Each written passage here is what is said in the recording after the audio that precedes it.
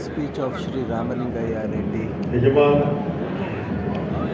ಪರೋಪಕಾರಿ ಶ್ರೀ ದೊಡ್ಡಣ್ಣ ಶೆಟ್ಟರ 186ನೇ ಜಯಂತ್ಯೋತ್ಸವ ಕಾರ್ಯಕ್ರಮಕ್ಕೆ ನಮ್ಮ ಈ ಸಮುದಾಯದ ಹಿರಿಯ ಮುಖಂಡರಾದ ಶ್ರೀ ವಿ ಎಸ್ ಸುದರ್ಶನ್ ಅವರು, ಉಪಕುಲಪತಿಗಳಾದ ರಮೇಶ್ ಅವರು, ಹಾಗೆ ಅಧ್ಯಕ್ಷರಾದ ಸುರೇಶ್ ಅವರು ಮತ್ತು ಆಡಳಿತ ಮಂಡಳಿಯ ಎಲ್ಲ ಸದಸ್ಯರುಗಳು, ಇರತಕ್ಕಂಥ ಎಲ್ಲ ಆಹ್ವಾನಿತರು, ಮಾಧ್ಯಮದ ಬಂಧುಗಳು, ಎಲ್ಲ ಅಧ್ಯಾಪಕ ವರ್ಗದವರು ಮತ್ತು ವಿದ್ಯಾರ್ಥಿನಿಯರು, 186 ವರ್ಷಕ್ಕೆ ಮುಂಚೆ ಹುಟ್ಟಿದಂಥ ದೊಡ್ಡಣ್ಣ ಸ್ವಾಮಿಯವರು ಇವತ್ತು ಕೂಡ ಎಲ್ಲರೂ ನೆನೆಸ್ಕೊಳ್ತಾರೆ ಅಂದರೆ ಅವರು ಈ ಸಮುದಾಯಕ್ಕೆ ಮಾಡಿರ್ತಕ್ಕಂಥ ಸೇವೆ.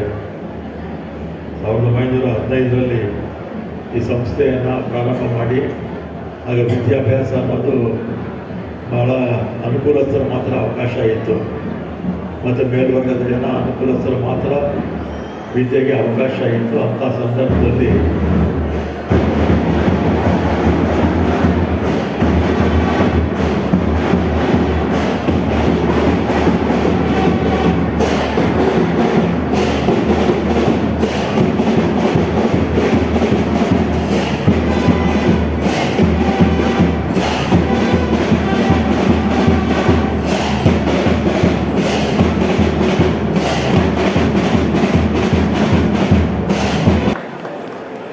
ಆಗ ನಮಗೆ ಸ್ವಾತಂತ್ರ್ಯ ಬರೋವರೆಗೂ ಕೂಡ ಅಕ್ಷರಸ್ಥರ ಕಮ್ಮಿ ಭಾಳ ಕಡಿಮೆ ನಮ್ಮ ದೇಶದಲ್ಲಿ.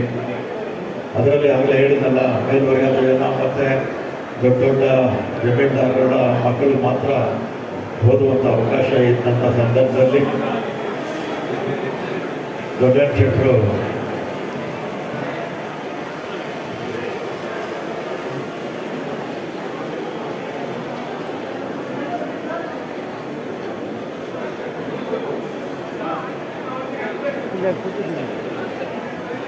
ಹಾಂ ಬೇಕಾದ್ರೆ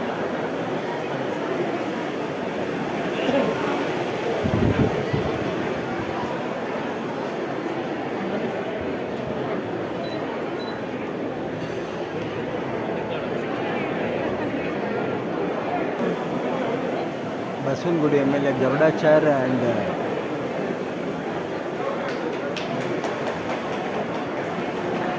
Honorable Minister for Higher Education MC Sudhakar. ವಿದ್ಯಾಭ್ಯಾಸ ಗಗನ ಕುಸುಮವಾಗಿದ್ದಂಥ ಸಂದರ್ಭದಲ್ಲಿ ಎಲ್ಲ ಮಕ್ಕಳಿಗೂ ಕೂಡ ವಿದ್ಯಾಭ್ಯಾಸ ಕೊಡಬೇಕು ಅಂತ ಪುಟ್ಟಣ್ಣ ಶೆಟ್ಟರು ಈ ಸಂಸ್ಥೆಯನ್ನು ಪ್ರಾರಂಭ ಮಾಡ್ತಾರೆ. ಮತ್ತು ನಾವು ಈ ಸಂದರ್ಭದಲ್ಲಿ ನಿನ್ನೆ ಒಂದು ಕಾರ್ಯಕ್ರಮಕ್ಕೆ ಹೋಗಿದ್ದೆ. 1ನೇ ತಾರೀಕು ಮಾನೇಕಲ್ನಲ್ಲಿ. ಅವತ್ತು ಜ್ಯೋತಿಬಾ ಫುಲೆ ಅವರ ಹುಟ್ಟುಹಬ್ಬ. ಜ್ಯೋತಿಬಾ ಫುಲೆ ಅವರ ಹೆಸರಿನೆಲ್ಲ ಕೂಡ ಕೇಳಿರಬೇಕು. ಅವರು ಹುಟ್ಟಿ 197 ವರ್ಷ ಆಗಿತ್ತು. 197 ವರ್ಷ ಅದಾದಮೇಲೆ ಅವರು ದೊಡ್ಡವರಾದ ಮೇಲೆ ಅವರು ಯಜಮಾನರು ಸರಿ 175 ವರ್ಷಕ್ಕೆ ಮುಂಚೆ ಹತ್ತಿರ ಹೆಣ್ಮಕ್ಳು ವಿದ್ಯಾಭ್ಯಾಸ ಕೊಡಬೇಕು ಅಂತ ಪೂನಾದಲ್ಲಿ ಪ್ರಾರಂಭ ಮಾಡ್ತಾರೆ, ಚಳವಳಿ ಮಾಡ್ತಾರೆ, ಶಾಲೆಗಳನ್ನು ಪ್ರಾರಂಭ ಮಾಡ್ತಾರೆ.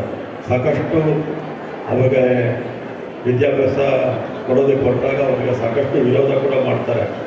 ಅದನ್ನೆಲ್ಲ ಕೂಡ ಎದುರಿಸಿ ಹೆಣ್ಮಕ್ಕಳಿಗೆ ಶಿಕ್ಷಣ ಕೊಡುವಂಥ ಕೆಲಸವನ್ನು ಜ್ಯೋತಿಬಾ ಫುಲೆ ಅವರು ಮಾಡಿದ್ರು. ಆ ಸಂದರ್ಭದಲ್ಲಿ 150-175 ವರ್ಷಕ್ಕೆ ಮುಂಚೆ ಅಂತ ನಾನು ಈ ಸಂದರ್ಭದಲ್ಲಿ ಹೇಳಿ, ದೇಶದಲ್ಲಿ ಸ್ವಾತಂತ್ರ್ಯ ಬಂದಂಥ ಸಂದರ್ಭದಲ್ಲಿ ಅಕ್ಷರಸ್ಥರು ಭಾಳ ಕಡಿಮೆ ಇದ್ದರು.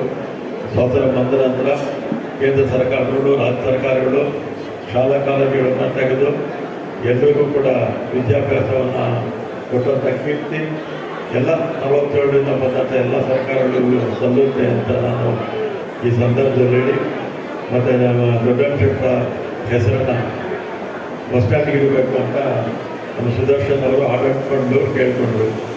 ಅವರ ನಮ್ಮ ಕಾಸಪಳ್ಳಿಯ ಬಸ್ ಸ್ಟ್ಯಾಂಡ್ಗೆ ದೊಡ್ಡಣ್ಣ ಶೆಟ್ಟರ ಜವಾಬ್ದಾರಿ ದೊಡ್ಡಣ್ಣ ಶೆಟ್ಟರ ಹೆಸರನ್ನು ಇಟ್ಟಿರ್ತಕ್ಕಂಥದ್ದು ಎಲ್ಲರಿಗೂ ಕೂಡ ಗೊತ್ತಿರ್ತಕ್ಕಂಥ ವಿಚಾರ. ಮತ್ತು ಅವರ ಹೆಸರಲ್ಲಿ ಜಯಂತ್ಯೋತ್ಸವ ಮಾಡಬೇಕು ಅಂತ ಹೇಳಿದ್ದಾರೆ. ನಾನು ಸುದರ್ಶನ್ ಅವರು, ಆಡಳಿತ ಮಂಡಳಿಯವರು ಮುಖ್ಯಮಂತ್ರಿಗಳನ್ನ ಭೇಟಿ ಮಾಡಿ ಮನವಿ ಸಲ್ಲಿಸಿದ್ರೆ ನಮ್ಮ ಮುಖ್ಯಮಂತ್ರಿಗಳು ಯಾವುದೂ ಇಲ್ಲ ಅಂತ ಹೇಳೋದಿಲ್ಲ. ಹಿಂದೆ ನಾವು ನಮ್ಮ ರೆಡ್ಡಿ ಸಮಾಜದ ಸಮಾವೇಶ ಆದಂಥ ಸಂದರ್ಭದಲ್ಲಿ ಹೇಮಂಡಿ ಮಲ್ಲಮ್ಮ ಮತ್ತು ವೇಮನ ಜಯಂತಿ ಮಾಡಬೇಕು ಸರ್ಕಾರದ ವತಿಯಿಂದ ಅಂದಾಗ ಎರಡಕ್ಕೂ ಕೂಡ 2017ರಲ್ಲಿ ಒಪ್ಪಿಗೆ ಕೊಟ್ಟಿದ್ದರು. ಇದಕ್ಕೂ ಕೊಡ್ತಾರೆ ಅನ್ನೋ ವಿಶ್ವಾಸದೊಂದಿಗೆ ಮತ್ತು ನಾಲ್ಕು ಇದರಲ್ಲಿ ನಮ್ಮನೆ ಪೂರ್ಣಚಂದ್ರ ತೇಜಸ್ವಿ ಅವರ ಹೆಸರಲ್ಲಿ ನಮ್ಮನೆ ಶೋ ಮಾಡಿದರು, ಲಾಲ್ಬಾಗ್ ಶೋ ಮಾಡಿದರು. ಜಲಪಾರಿ ದೊಡ್ಡಣ್ಣವರ ಹೆಸರಲ್ಲೂ ಕೂಡ ಮಾಡಬೇಕು ಅಂತ ಕೇಳ್ತಾ ಇದ್ದಾರೆ.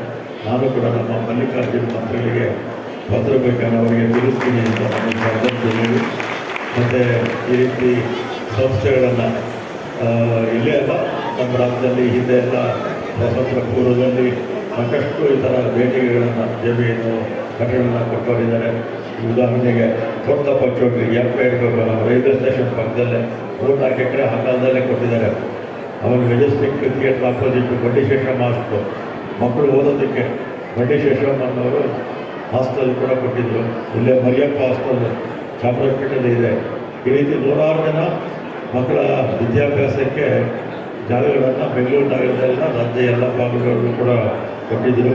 ಮತ್ತು ದೇವಸ್ಥಾನ ಕಟ್ಟೋದಕ್ಕೆ, ಹಾಸ್ಟೆಲ್ಸ್ ಕಟ್ಟೋದಕ್ಕೆ, ಶಾಲೆಗಳು ಕಟ್ಟೋದಕ್ಕೆ, ಇಂಥದ್ದಕ್ಕೆಲ್ಲ ಕೂಡ ಸಾಕಷ್ಟು ನಮ್ಮ ರಾಜ್ಯದಲ್ಲಿ ದಾನ ಭೂಮಿ ಮತ್ತು ಕೆಲವು ಶಾಲೆಗಳನ್ನೆಲ್ಲ ಕೂಡ ಕಟ್ಟಿಸ್ಕೊಂಡಿದ್ದಾರೆ ಅಂತೇಳಿ ನಾವು ಮಾಡ್ಕೊಂಡಿದ್ರು. ಅಷ್ಟೇ ಸರ್ಕಾರಿ ಜಾಗ ಮುಂಚಿನ ಅವರು ಶಾಲೆಯ ಕಟ್ಟಡವನ್ನು ಸುಮಾರು 125 ವರ್ಷಕ್ಕೆ ಮುಂಚೆನೇ ಕಟ್ಟಿಸ್ಕೊಟ್ಟಿದ್ರು.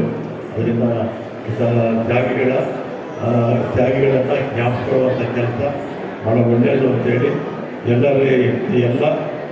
ಈ ತ್ಯಾಗಿಗಳ ಪೈಕಿ ಅಗ್ರಗಣ್ಯರು ದೊಡ್ಡಣ್ಣ ಸ್ವಾಮಿ ಅಂತ ನಾನು ಈ ಸಂದರ್ಭದಲ್ಲಿ ಹೇಳಿ ನಮ್ಮ ಇನ್ನೂ ನಿಮಗೆ ಮುಂದೆ ಬೇಕಾದಷ್ಟು ಜಾಗ ಇದೆ, ಇನ್ನೂ ಹೆಚ್ಚಿನ ಮತ್ತು ಅವಕಾಶವಿದೆ ವಿದ್ಯಾಭ್ಯಾಸ ಮಾಡೋದಕ್ಕೆ, ಬೇರೆ ಬೇರೆ ಚಟುವಟಿಕೆಗೆ ಅದನ್ನೆಲ್ಲ ಕೂಡ ಇರ್ತಕ್ಕಂಥ ಆಡಳಿತ ಮಂಡಳಿ